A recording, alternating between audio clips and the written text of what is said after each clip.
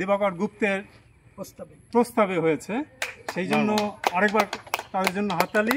আর সারাদিন বিভিন্ন রকমের যে আলোচনা হলো, বিভিন্ন রকমের যে প্রোগ্রাম হলো, খুব বেশ সুন্দর প্রোগ্রাম হলো, খুব ভালো। এবং আশা করি এইরকম যাতে আরও হয়, আরও আমরা মিলিত হতে পারি এবং আমাদের এই বিজ্ঞান মঞ্চের যে কাজ এবং চারদিকে আমাদের বিজ্ঞানের যে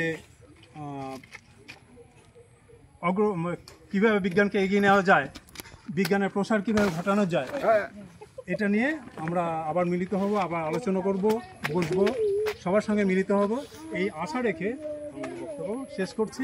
এবং আজকে এখানটাই আমাদের অনুষ্ঠান। না, এটা ধারাবাহিকভাবে চলবে তো প্রতি বছর? যেটা সচিন বাবু বলেন নাই সেটা আমি বলছি। অনুষ্ঠানটা খুব সুন্দর হয়েছে, সব দিক ভরপুর হয়েছে, শুধু একটা ত্রুটি ছিল লাস্টে, জেনারেটরের ব্যবস্থা ছিল না। দ্বিতীয় জন্মদিনে সেই জেনারেটর ব্যবস্থা থাকবে। জেনারেটর ছিল, কিন্তু জেনারেটর তেলের বদলে জল ছিল। তাপসদা আর আমাদের রেলমন্ত্রীকে শুভেচ্ছা দেওয়া হলো। মানে যখন তাপসদার জন্ম হয় তো রেলের মধ্যে হয়েছিল, রেলের মধ্যে ছিল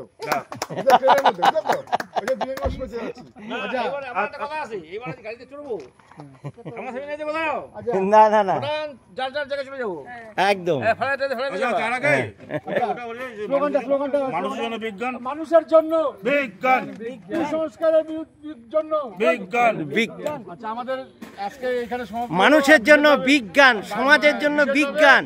আমাদের দিবাকরদাকে আর তাপস মাস্টারমশাইকে আর পরমেশ্বরকে ধন্যবাদ জানাই। কুসংস্কারের বিরুদ্ধে বিজ্ঞান একটাই, তাপসদা হেপে হুররে, তাপসদা হেপে হুররে, তাপসদা হেপে হুররে। বছর পরে বছর পরে জন্মদিন প্রতি বছর হবে।